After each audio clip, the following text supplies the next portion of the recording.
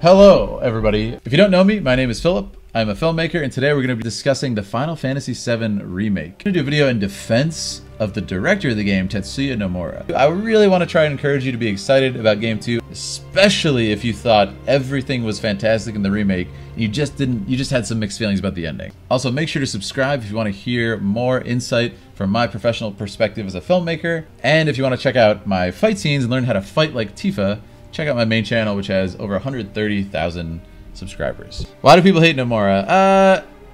Yeah, he's the director, not the writer. People forget that. There's this thing with Nomura where people act like he's a ninja and he's snuck into the script and was like, let's sprinkle in a little magic Disney Kingdom Hearts sauce. Like, dude, what? Is not the guy who decides everything at Square. People oftentimes will say people who love this game are blinded by nostalgia. But it's in fact the opposite. People who hate this game are blinded by nostalgia. They're so blinded and they're forgetting that this is now a multi-part saga. It's a multi-part epic. So as far as pacing issues, guess what happens at the end of Shinra, at the end of Midgar in the original? You have Sephiroth, who's not really in it at all, except for the sword and stuff. And then it's like, oh, the sword, there's this guy named Sephiroth. It's totally out of nowhere, by the way. And then the only reason you get away with that is because within 5 minutes, you're at Calm getting the entire flashback. Alright, we don't get flashback in this game. That's going to be the next game, the Sephiroth flashback. So, are you really not going to introduce the antagonist in the first part of an epic? Of course you are. Right, so that's what I said. Instead, they opt for this, taking it as a mystery route, teasing this relationship between Cloud and Sephiroth. It's not just this villain thing. When you see Sephiroth in that alleyway, this ending is not only clean from a narrative standpoint, okay? It is ambitious. And that's beautiful to see. Like, I realized that only after watching that ending when it hit me, what does this mean for Final Fantasy VII? Like, I liked it. Outside of me, let's take myself out of the equation. Let's think about a new viewer. It makes more sense for a new viewer. There was a review that went out today. Angry Joe. He gave it I think it was like a 10 out of 10 or a 9 out of 10. Like, insanely high praise, insanely high scores, raving about the game. He loves it.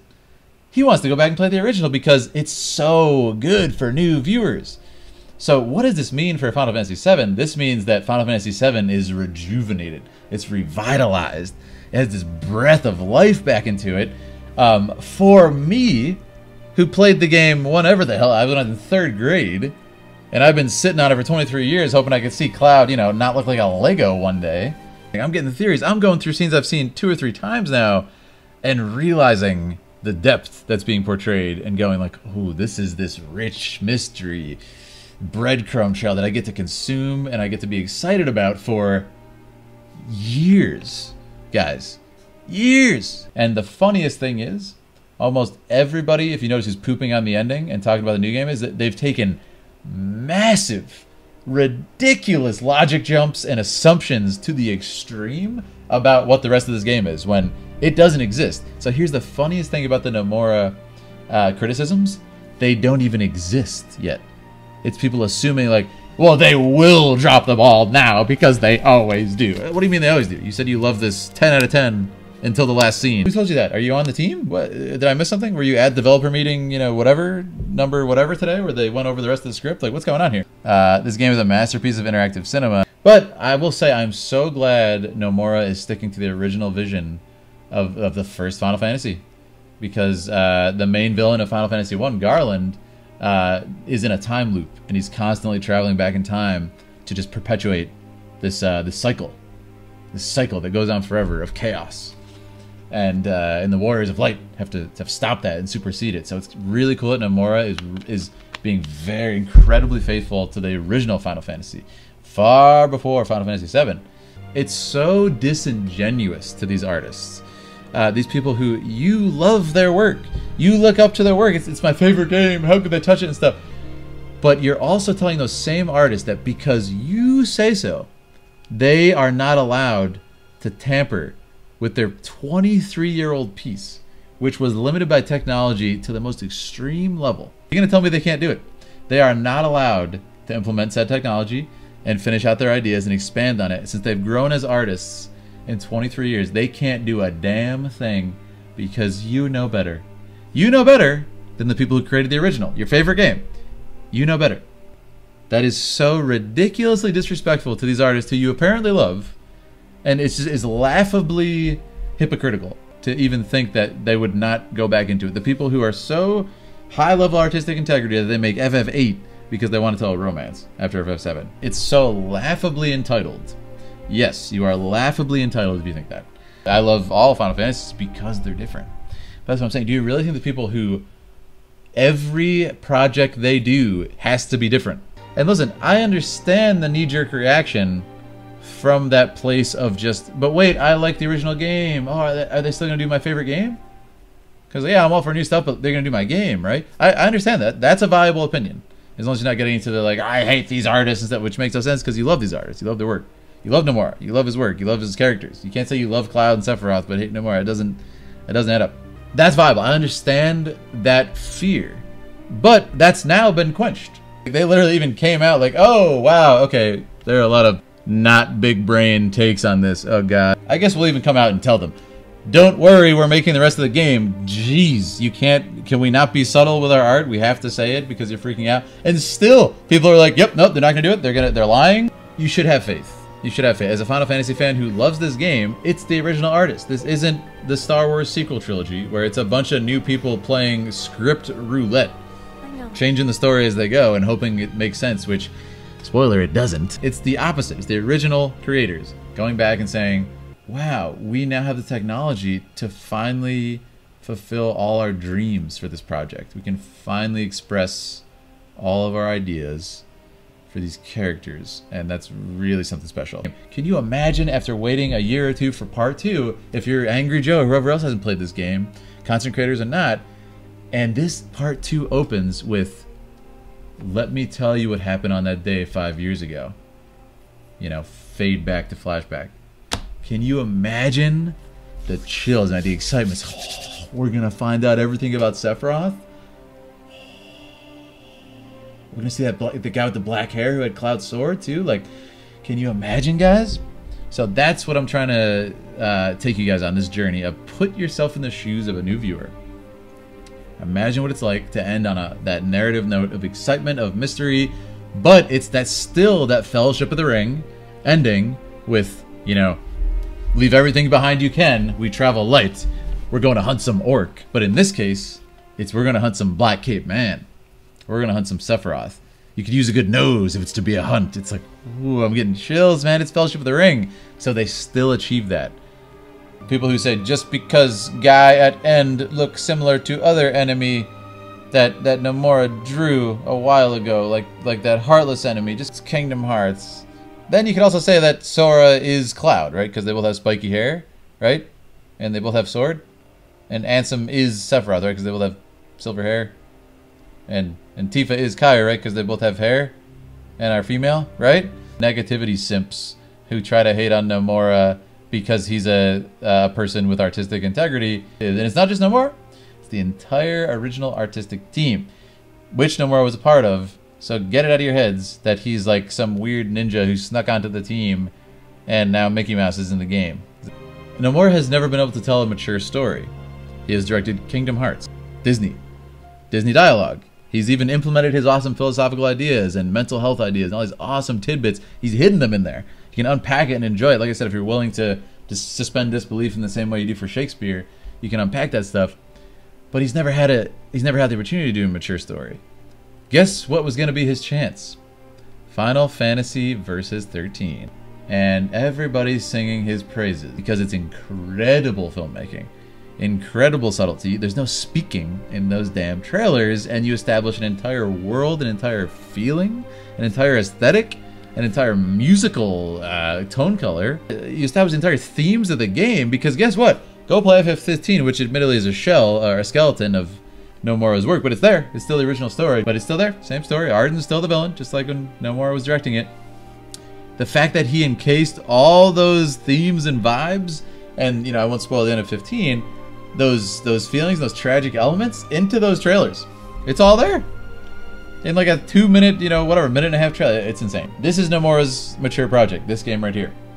You can cut out the ending if you don't like it and tell me it's not like absolutely perfect. And then again, I'll say, if you are just gonna assume that Nomura is gonna fail, even though this was perfect except for the last 10 minutes, and you're apparently you know, all-seeing godly eyes, which are more sophisticated than the artist, again, who you love, which makes no sense and is ridiculous and hypocritical. And it's funny because it's not even dropped the ball for these detractors. It's, I think he's going to just change the story. No more Sephiroth, no more Cloud, no more Aerith. You know, Mr. Gongaga's back. It's going to be the story of Mr. Gongaga and Cloud smelling each other's armpits, and that's going to be the story. And that's insane. And now, literally, the producer Kitase came out and said, "Yeah, that's not the case. We're remaking Final Fantasy VII. You weirdos! Why would you think that?" And people are still whining about it. So it's just so redundant and insane at this point. But guys, the ending with Mr. Gongaga, the image of Cloud and Mr. Gongaga passing Aerith and Cloud as one leaves the city, one enters. It's just a beautiful artistic parallel to show. And it's friggin' emotional, and it's gorgeous, especially with Uematsu's Hollow, the song. Guys, it's a beautiful artistic parallel. If you're sitting there just raging in your chair because, I want no Sephiroth, I want no anything, because the original game only had Mr. Gongaga and a hidden cutscene, and that's how you tell a story. Hey, no, that's not how you tell a story.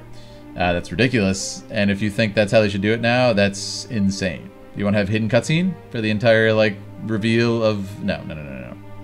Stupid. Insane opinion. No, you can't expect people to play the original. It's Lego people from 23 years ago. That's not good storytelling. Go play the original. That's if Nomura failed and is pathetic. Yeah, just go play the original. We don't have to worry about a good story arc, a good first story arc. That's lazy and that's embarrassing.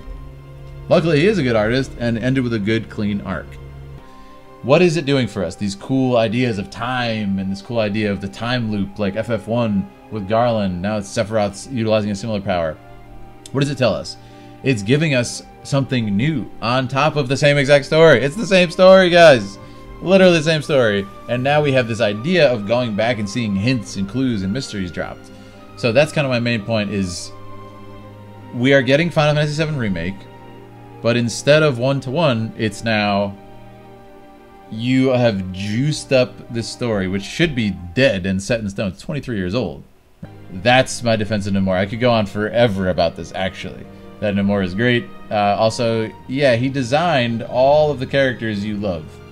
And Nomura also created a lot of the base Final Fantasy VII story and corrected a lot of weird ideas and encouraged them not to do ideas which would have totally derailed the game, in my opinion. Yeah, for instance, a certain thing that happens to a certain character that's very beloved and people were very upset about, or not upset, but, you know, tragic elements. You can thank Nomura for that. Cloud being an ex-soldier, you can thank Nomura for that. The list goes on. People are simultaneously, it's a very interesting contradiction, because they're simultaneously saying they love the treatment that the entire game got that's remade. Every scene that was touched is perfection. They just don't like the new stuff. Why? Because they've decided that they're not going to do the remake anymore. But it's like, wait, you've been into the script and you've seen it? What are you talking about? But they love all the stuff. So it's like, wait, you don't have any faith in a director who gave you a perfect game up until the point where you got scared because you were spooked into thinking the stuff won't be the same anymore, which they just said it will be the same. But you're not believing them. So it's just, there's so many contradictions here. It's quite strange. This ain't DOA. Tifa needs support. That's damn right, Mecha. We stan a healthy, a functionally dressed queen. Tifa's remake design? Yeah, it's hilarious too. And that's the opposite of a, that's just incels. That's actual incels. Which is hilarious because notice, they're all silent now because Tifa's breasts are as big as her head. And people are saying she had a B cup, which again is just here's a proof of a document that says I've never, I no touch booby ever in life. I no touch booby. Look, here's proof. I think B cup is as big as a woman's head or bigger. B cup in a sports bra, by the way. In a sports bra. That's B cup head size. You no touch booby. You no touch booby. No. No booby touch for you. You have been revoked from booby touch privilege. No. Did they used to be friends? Were they only enemies? Were they friends? There's so much packed into that. And they get away with it from taking a mystery standpoint. Okay, in that mystery standpoint, this narrative thread of mystery carries through to the end. I'm on I think it's my third viewing of that scene that we just watched when Sephiroth puts his hand on Cloud's shoulder. And I just caught so much more. about the mystery, because now I've played the ending, I'm going back and referencing it. It's rich information, it's rich hints, it's rich breadcrumb trail. It's actually providing information that you can extract plot points from, you can get hints from it, you can get theories from it, okay? So it's not some low-level, poorly written thing where it's just like, whatever, oh, it's a bad guy, but who is he? Like, it's very well constructed. The scene when he falls into the church, it's like, wait, was that Cloud talking to himself? But Sephiroth's at the end of that vision. Does that mean that it was all fake? It was all, you know, produced by Sephiroth? Like, that's why I use Berserk. Like, you see the enemy in Berserk in the manga before you get the big flashback. It's very similar to this, in fact. Before you get the big flashback, you see how threatening this person is. There's a very deep relationship between the protagonist and this villain. It's not just like, I'm a good guy. So it makes you question, like, what in God's name happened between these two? Holy crap. So then you go back, eventually, much later, and you see this slow burn. And again, watch the Versus 13 trailers. They are a masterclass. Don't pretend they're not going to expand the Nibelheim flashback. That's going to be much longer, much richer in its development and its storytelling. So we're going to go back to that. So you have to remember, for new players, there is no, I leave Midgar and go to Calm now. Okay, it has to be a clean arc. So this is what Nomura did, okay? To the perspective of a new player, at the end, and you get this insane climactic scene where you have Mr. Gongaga, we'll call him, for people who don't want to get spoiled. And what does that do? It's the same as Sephiroth, okay? It's not spoiling anything. A lot of people say, ooh, they spoiled Sephiroth in the alleyway. Nah, that was a masterful scene. No way, man. They set the tone for it. They set the tone for it. So what does it do? It provides the insight. All of a sudden, you get this idea of, whoa, whoa, whoa, that's Cloud's sword. And then it pans up. So, okay, this is Cloud in a flashback. Okay, he's got black hair. That's not Cloud. Who is this guy? Is this a flashback? Oh my god, it's a flashback. Look, that's not a duplicate sword. That's the same sword. So that's where Cloud got it. Like, who is this guy? What happened between these two? What, is this guy alive? Is this guy dead? I have no idea. So as a new player, you get to soak that in and enjoy it. And it goes far beyond, oh, they teased Sephiroth too early and stuff. So you're saying the alternative is better? Sephiroth is not in this game. He's not even mentioned, but twice, maybe, in the original at this point. Like, because Tifa says, oh, you want to go be a soldier like Sephiroth or whatever. Like, he's not a known villain. The Trail of Blood thing is the same. Except in this, we get more mystery, more presence. You see, wait, okay, that's Sephiroth, but it's not. It's Marco? That guy from the slums? You see the teasing of the reunion, you see the teasing of these mysteries up front, so then there's this rich development in your mind as a new viewer. So the struggling point that people are having as people who've enjoyed this game is they're forgetting its multiple parts now. Okay, if they just ended on Shinra Highway, let's go, with no Sephiroth confrontation, nothing to pay off. Like, it's called payoff, guys. Narrative payoff. You tease Sephiroth, you tease all these mysteries. You can't just not have him show up. It's like, oh, so I guess the enemy is Shinra, yeah. I guess Sephiroth is just like a guy from Cloud's past who, like, you know, he has like weird hallucinations of him, he haunts him, but yeah, I guess he's dead. I guess he is dead. Yeah, I guess they're just gonna fight Shinra now. Like, no, you can't do that for the first arc. So they establish, what does Aerith say right before the ending? The true enemy, okay, the true enemy is not the Shinra Electric Power Company, it's Sephiroth. She says that, and then, show don't tell, good storytelling, they show us Sephiroth's the true enemy, but it's not so simple. They show us that Sephiroth has this weird thing with Cloud. Lend me your strength. It's like, so that lends color to all the scenes we just saw. The blood of ancients flows through me. You will grow stronger through suffering. That's what you want, right? It's like, wait, is Sephiroth like supporting Cloud? What is this? Really creepy way of supporting? Like, we don't know. So it lends color back to all these flashbacks. So now when you go back, again, like you would read a good novel, you would go back, you would get this level of intricacy, this level of story development. It has a richness that rewards you when you go back. Nomura is not like dropping the ball on the last scene. The only way, in fact, to drop the ball on the last scene is to not give any narrative payoff to part one of a saga.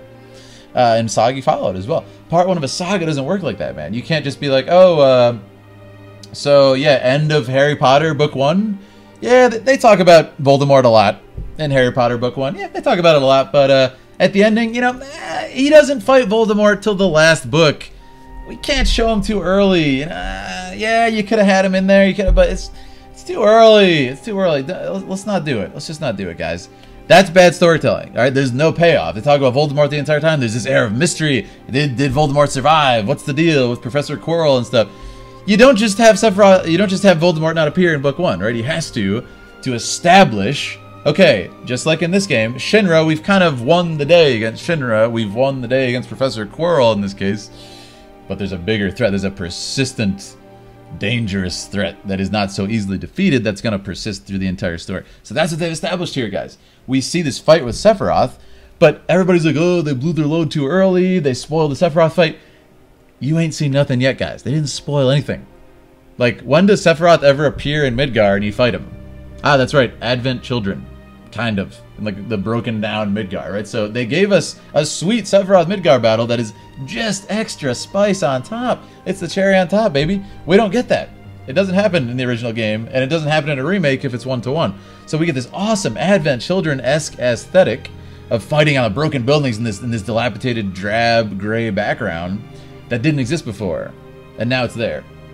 So look at this as a whole is what I'm trying to encourage people to do. It's not they changed something so they ruined the original. You're still going to get every scene remade just like they did in this, but now it's functioning as separate parts of a epic saga. Okay? You don't just get like a you know, what's the meme where it's like the to be continued song, right? Or it just starts playing. Like, that would be a horrible ending to this game. Instead, we get teased with this rich stuff. What's up, Maxie? What's up, Maxie? We get teased with this rich storytelling devices that are going to carry us through. You have to think of it from a new reader, a new player, a new viewer, whatever term you want to use, their perspective. Okay? It's not because you say so and you played it 23 years ago, it must be the same. That is a cop-out to the artists. That is a massive disrespect for the art and disregard for the artist's work and their artistic integrity, more importantly. So don't forget that. Don't act like you decide what the artists who created the original want to do to their work. This isn't like Star Wars where it's, you know, script roulette. Somebody writes and directs each new one like you know, randomly, the sequel saga. That's crazy, and that's why those movies make no cohesive sense and it's horrible storytelling.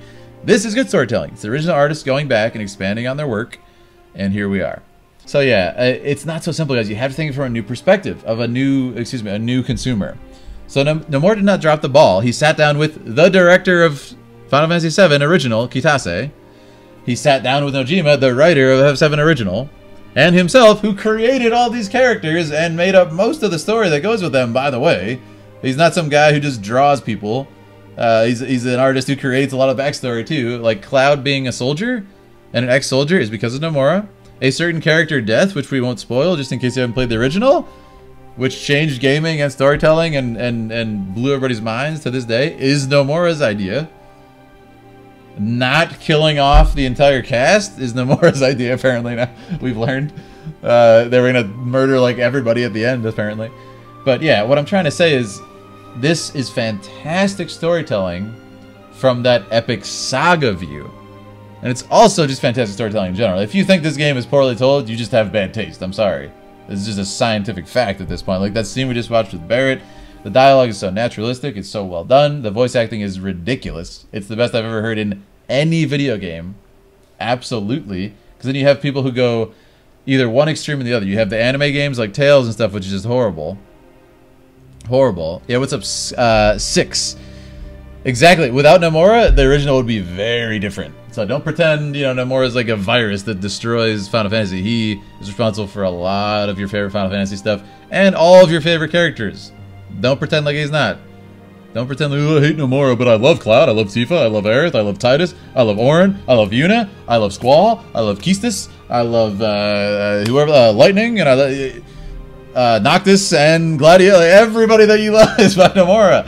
And he does a lot more than just draw them, believe me. But anyway, what I'm saying is, it's not this sort of like dissection, you know, ruining the original. It's the opposite, in fact. It's them going back to their work, and if you can't feel and just sniff out the amount of love that they're putting into this, to this remake. It's not so simple as, yeah, make it look pretty now, whatever. The script's there. Like, we don't have to do any of... They didn't have to do the work, guys. It's written. It's designed. Notice Nomura sat down with Roberto Ferrari, another master designer and artist, and redesigned all the outfits to make them better and more believable and more realistic. Notice they dissected the script and expanded it tenfold. Literally, almost in some cases. Like, it's probably that amount more of dialogue, honestly. Probably tenfold from that part in Midgar. Notice the music is reconstructed to a point of beloved respect for Nobu's work, but also expanding on his work and creating completely new pieces that I have lost count of in this game by Hamauzu and Suzuki. It's incredible work. Notice the detail and the environments. Look at Eric's house. It's not just, you know, one pre-rendered background. It's lovingly recreated. And that's the word I want to go with. Lovingly recreated. It's far beyond a love letter to the fans. It's not a love letter. It's action is more powerful than words. A love letter would be a remaster. Yeah, whatever. It's all there. This is massive, world-moving action, risking their entire company, by the way, and their entire stocks and everything else, and shareholders on this project, to take risks as an artist, to maintain their artistic integrity. It will always be the #1 reason I look up to these guys as artists. I love their work, I love their aesthetic, I love their style. I could talk about it till the cows come home, but as a true artist is the real root reason why I look up to them. For example, I always say this, but Final Fantasy VII, Final Fantasy VIII. Final Fantasy VII, massive project, changes the world, most popular thing ever. Final Fantasy VIII comes around, you could easily make a Final Fantasy VII sequel or a clone, use the materia system, whatever, sell like hotcakes. They say, you know what I want to tell? I want to tell a love story. I want to tell a romance. It's going to be sappy, it's going to be beautiful, and you're going to like it. But sir, we love Final Fantasy VII. I don't care. I want to tell a love story because that's what I want to say as an artist. Deal with it. Nothing personal. That's literally what they do. Because that's the story they want to tell, and it comes from a deep-rooted idea that Sakaguchi had in that case. Like with this game, if you know his mother died, and he wanted to really, as any artist does, deal with this feeling, get it out into the world, hopefully help others by expressing this feeling somehow in some medium. And this is the game that happened from a tragedy in that man's life, so it's a beautiful thing. He is a visionary, he has this idea, it goes through the filter of Nomura creating these characters, Kitase directing this beautiful vision into a, you know, cohesive, tangible thing. We have Nojima turning that vision and that storyboarding and those ideas into a script, a written script that can be played with. So what I'm trying to say is, they're artists, man. And if you hate Nomura, if you hate all of his work, if you disrespect him, if you think he's a hack and he's crazy and he's lost his mind and, you know, Disney and Mickey Mouse and all that stuff, if you're averse to it and you're a super adult and you're cool and you don't like Disney because that's cool and you like blood and guts and sex, that's so impressive, man. I just want to say, can we just take a moment to respect these adults, man? They're so adult. I just want to say you guys are cool. You guys are so cool for not liking Disney and liking blood and violence and gore and death and pain and suffering and no booby. Yep, this you guys are getting it now. You guys are here. We're on the same page. No booby. You're so edgy. It's impressive. I look up to you almost as much as those artists, but not as much. I'm sorry. But anyway, if you super mature boy, yeah, the super mature boys, man, they're so mature. They watch Game of Thrones, but only the sex scenes on loop with their pants off. Yeah. But you see what I'm saying, right? So it's deeper than that. If you hate Nomura because you don't like his aesthetic, you still have to respect him as an artist, man. Because guess what? Nomura doesn't give a damn what you think. He does not give a damn. I just want to be clear on that. He doesn't give a damn what I think either. And I am the staunchest defender of that man. He's an artist. He has something to say. Nomura did not cheese this game. He did not ruin it. Lulu's best belt skirt. I just had to bring that up again. Hey, let me ask you this. Had you ever seen anything like Lulu's belt skirt? As far as I'm concerned, I've never seen that in my life. It's a really cool design. It's a really cool design. It's also not real fashion. It's in a video game. So you don't have to worry about, you know, tripping over it or anything. You know, in defense of Nomura, you have to respect him as an artist, man, because he just doesn't care. He's telling a story. Like, again, say what you will about Kingdom Hearts, but it's an incredibly genuine telling of some very personal thoughts, some very cool ideas. Unfortunately, it's through the Disney lens, right? And more importantly, Disney lens, the Disney executives. Angry Joe. He actually called it genius, which is exceedingly rare for him. There you go, guys. That's what I'm saying. And it's funny, I was reading the comments of the, you know, the people who were like chomping at the bit, excited for him to just poop on it and tell him it's dumb and it's stupid and it's anime and it's Nomura. He doesn't know who Nomura is. And he's loving it because it's good for first people. So look, it's giving this 23-year-old story just the juice, man. The fire is back in it for a new viewer who's never seen it. Probably thought it was going to be lame anime, you know, Tales of. Sorry if you like Tales of. I like to poop on it sometimes. It's good, but it's not this level, you know. Tales of. He probably thought it was just Tales of, like default bargain bin anime, you know, waifu, jiggle physics nonsense that he was going to make fun of in a video. The fact he called it genius, what does that tell you? Again, this is not, from what it sounds like, a JRPG fan. Because I'm pretty sure a JRPG fan would have known of FF7, right?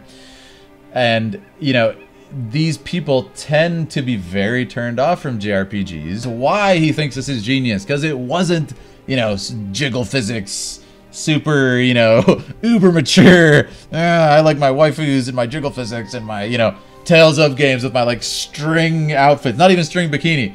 Actual string. Like rubber band outfit things on waifus and stuff. Yeah, that's real quality. Yeah. He probably expected that nonsense. That's right, excuse me. There are drizzle physics where they matter. Corneo's fat belly. But yeah, what I'm saying is he probably expects like that usual aesthetic, that usual sound, which is, let me explain this again for those in the back who are a little confused. Usual anime dubs who sound, the only ones that sound bad, the anime dubs, are the ones that are imitating the Japanese, which is actually bad. Japanese voice acting is horribly unrealistic. It's not bad, but it's insanely crazy, exaggerated, unrealistic. If you think Japanese people talk like that, you're a crazy racist, and you should get that looked at. You should correct that. That's not good acting. Ask any Japanese person. They're not talking like that. That's crazy. Japanese people also aren't all ninjas and don't jump around and, you know, throw ninja vanish and disappear. Crazy, I know, right? I think it's why people who are so blindly obsessed with the original are getting upset is this has transcended the veil of anime tropey stuff. And you got somebody who doesn't like JRPGs because they hate anime tropey stuff calling this game genius. That doesn't happen unless you get like amazing actors and you don't make them do anime voice. And again, that's why I think people are upset who are obsessed with the original, sort of like Advent Children, Crisis Core, Dirge of Cerberus, tropey side of FF7, which isn't even FF7. It's the beyond the veil, you know, other writers playing around with it and screwing it up like the new Star Wars. That's what the tropey stuff is. And then I think they want that. I think it's the disease of the mind. It's the smell, if there is such a thing, right? So the fact that this has risen above to another echelon of artistic integrity, or not integrity, that's not the word, artistic sophistication, I think it's going to drive him insane. So this whole knee-jerk reaction, I think, of Nomura's bad, Nomura go away, you mean, you Disney, we don't like Mickey Mouse, we like boobies, I'm an adult and I'm cool and I'm edgy. I think a lot of that is because they just demand a lower level of art and sophistication and acting and music and pretty much everything, and it's just damn depressing. All right, so what do we do? How do we help these people out? Because the main thing about that to me is it's tragic. I don't want to see people who love this game and grew up with it be upset about it. The other big thing with Nomura's work is, if you notice, a lot of people say, "Oh, what about his work on Kingdom Hearts? Look what he did. Like, he is an immature storyteller. He uses childish themes and simple story devices to tell Kingdom Hearts, a children's game featuring children's characters like Ariel from The Little Mermaid and Sebastian, a talking crustacean, and features Mickey Mouse." I swear, some people literally expect Kingdom Hearts to have like Game of Thrones level gore and like an extended 20-minute scene of Sora like breeding out Kairi in between worlds, and like, you know, Sephiroth like decapitating Riku. I swear some people expect that from Kingdom Hearts and are like really confused when it's not like that and get really upset that I adult. I know Disney. I adult, you mean. You rude. No booby? I touched booby once. I adult. I once fall and trip and touch Booby by mistake, and then she pushed me out. I adult. Booby.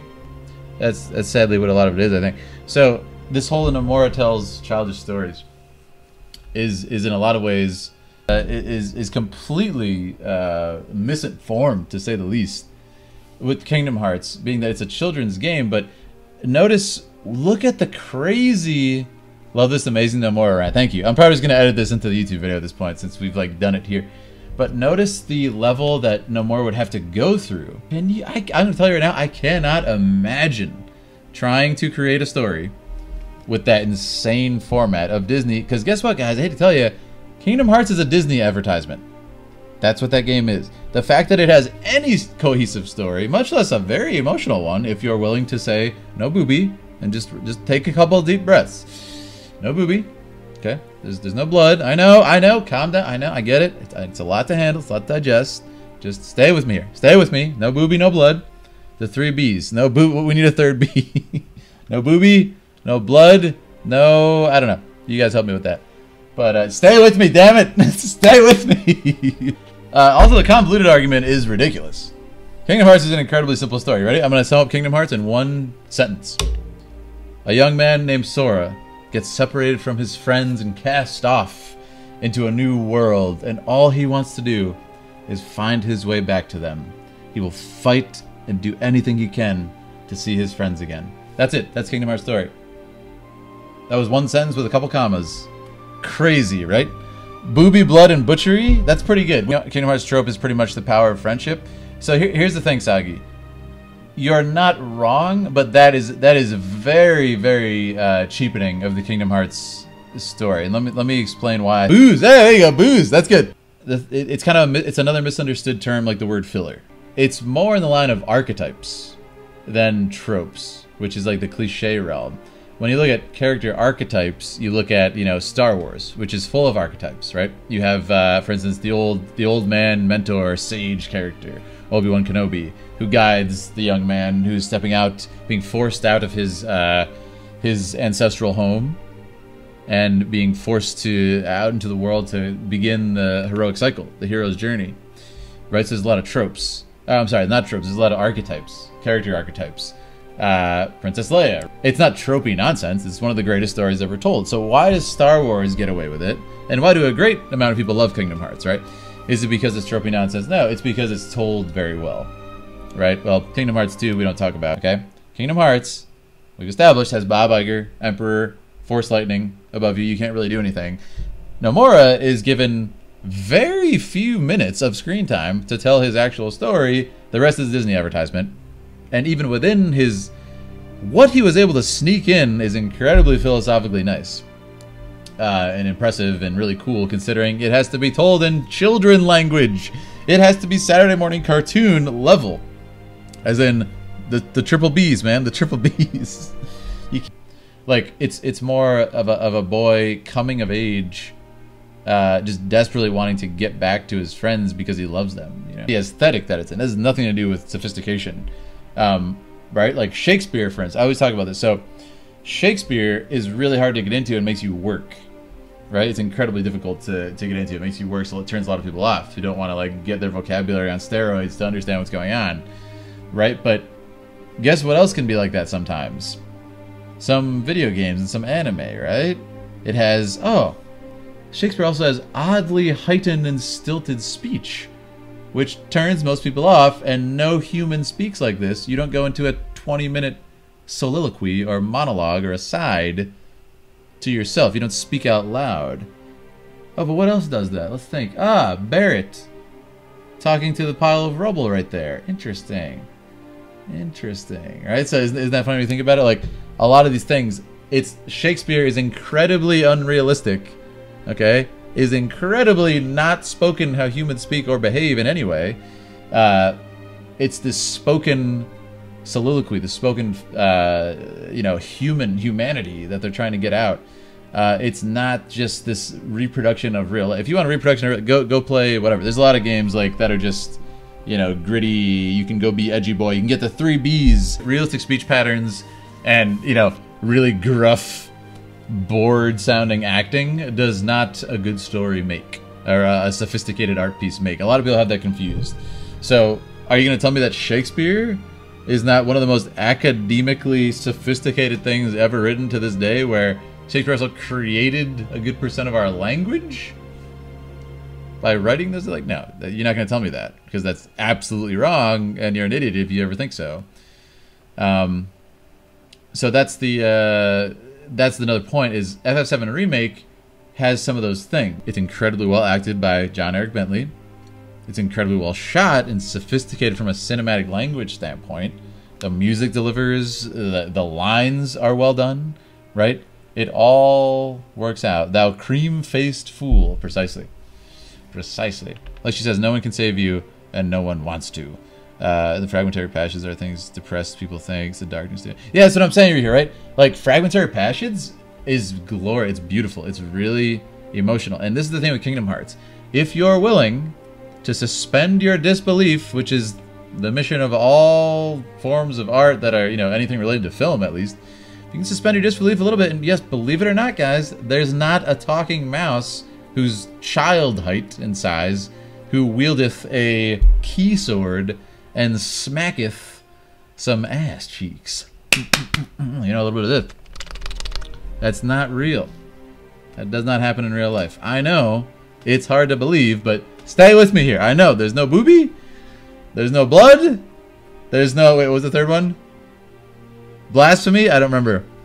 But stay with me here. It's if you're willing to suspend your disbelief for just a second. Booze, I'm sorry, there's no booze.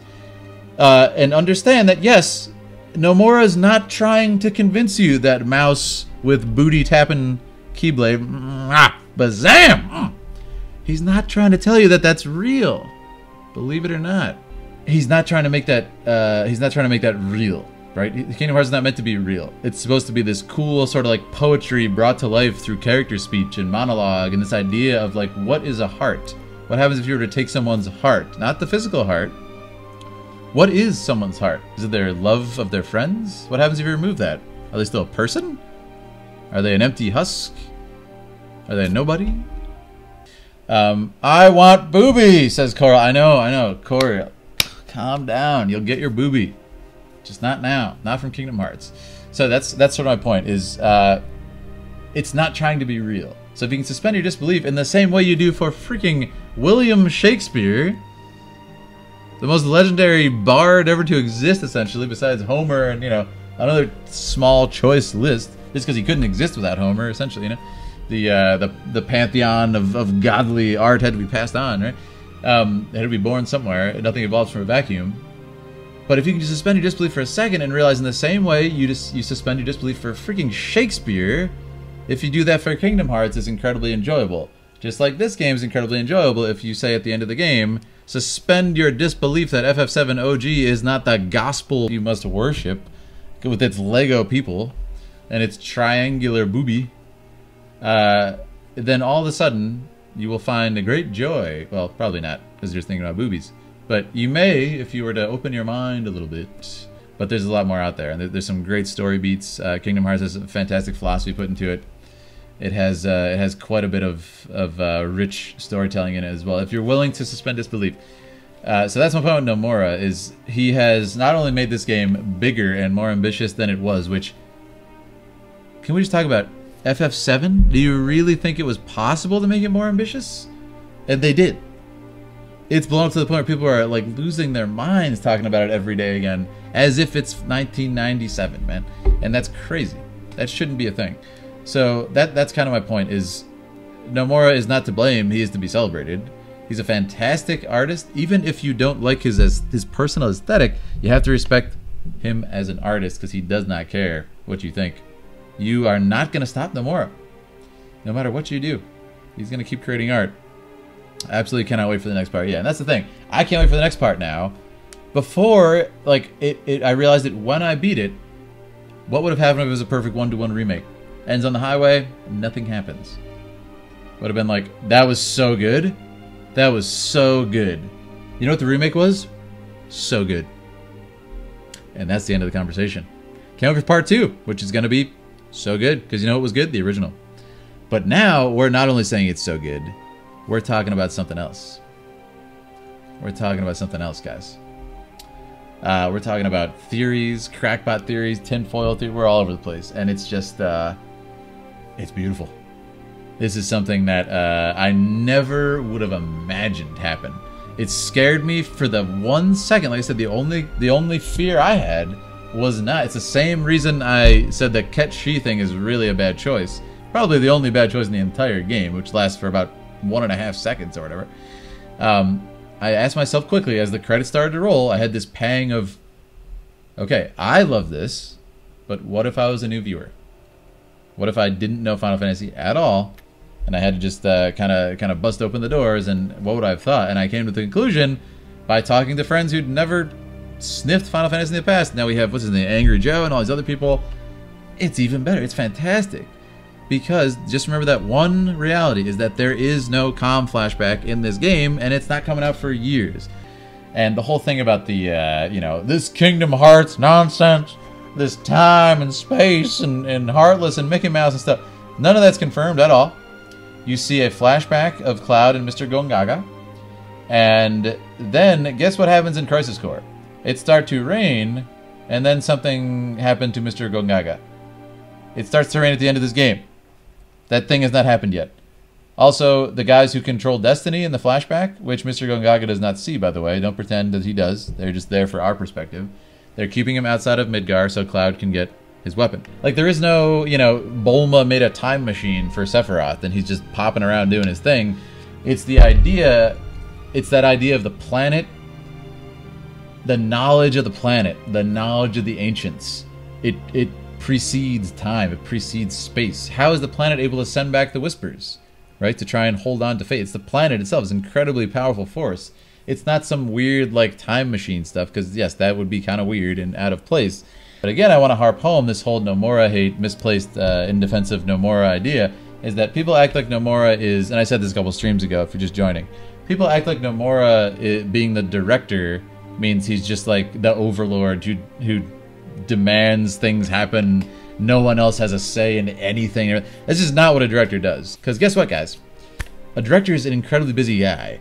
He doesn't have time to write the script. That's why he didn't. It's impossible. Nomura also was directing Kingdom Hearts 3 at that time, which we won't talk about. But yeah, he didn't write the script because that's impossible and that's ridiculous. Nojima wrote the script, who wrote the original FF7, just because Kitase used to be the director of the original game. So you have these two forces who brought all these characters to life to begin with, and are full circle, just kind of expressing their opinions on all this. And they're going back in together. It's not some Nomura is a dictatorship of all ideas. And people act, it's hilarious. People act like Nomura's like a hack who's bad. Yeah, they definitely would have taken a hack who doesn't know what he's doing and placed him on, like I said earlier, the two most important projects in the history of Square Enix. Literally, if Kingdom Hearts 3 and FF7 both fail miserably, the company dies. Like, it's the last faith that people would have, right? So you really think they're gonna put a guy who doesn't know what he's doing, they don't trust? You think he just weaseled his way into directing KH3 and FF7 Remake at the same time? No. It's absolutely ludicrous. An all-guy cast in the realm of, like, we want FF waifus and stuff. You gotta get out of here. Don't tell me they're not still taking risks and they're doing new stuff. It's ridiculous. So, the main thing is that. Also, in defense of Nomura, is this. Incels, entitled, like, weird nostalgia rage lunatics, Nomura haters, blind Nomura haters, say Kingdom Hearts, Kingdom Hearts, Kingdom Hearts. Thank you so much for the cowards that first in chat. You guys are epic. So anyway, that's my massive Nomura rant. Also, make sure to subscribe if you want to hear more insight from my professional perspective as a filmmaker. And if you want to check out my fight scenes and learn how to fight like Tifa, check out my main channel, which has over 130,000 subscribers. Thanks for watching.